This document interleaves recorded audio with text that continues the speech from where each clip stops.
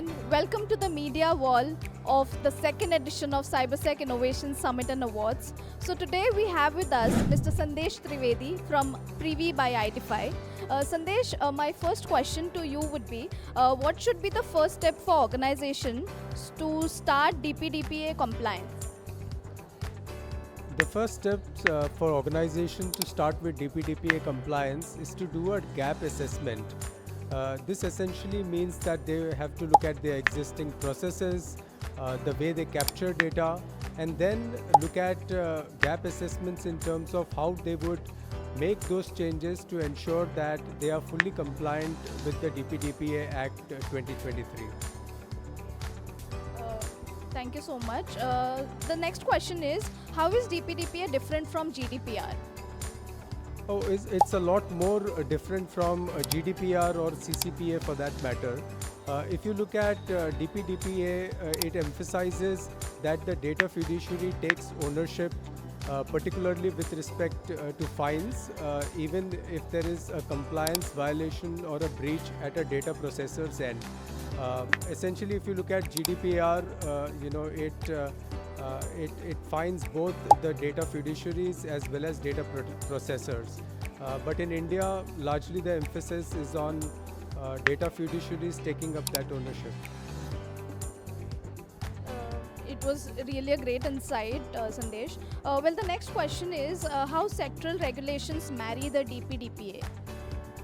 Yeah, so sectorial regulations, sometimes may differ a bit from DPDPA, while the DPDPA specifically states that data that is collected, which could be personal PII data, it should be for a specific purpose, and once the purpose is over, the data should be purged and no longer be required for organizations to retain it. But there could be sectorial nuances the way information is currently or data is currently being managed. So regulators such as IRDA, RBI or SEBI may have their own views on data and the number of years data can be stored. For example, if you look at insurance industry, it has to maintain customer data for a certain number of years, say 5 years. If it is bank, it could be 7 or 10 years. However, the DPDPA Act specifically state its point on data retention as far as the consumer data is concerned. Okay, great insight. The next question is, how will end consumers perceive seeing a consent notice? The end consumers would welcome the step which is in the right direction, been now stated by DPDPA very clearly, that it cannot be check in the box consent as most of the organizations today obtain consent. What it states that consent should be specific for that particular purpose.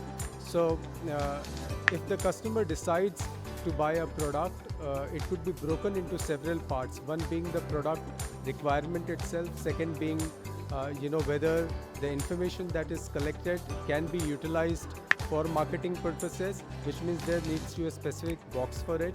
And of course, once the information is collected, not only with respect to data principals or customers, also with respect to other individuals such as nominees, whether or not those individuals are above the age of 18 or below 18 years. And DPDPA specifically, states the regulations in terms of how consent has been captured, which would be identical in terms of how information is requested, and it should be very, very explicitly mentioned at the time of obtaining the consent.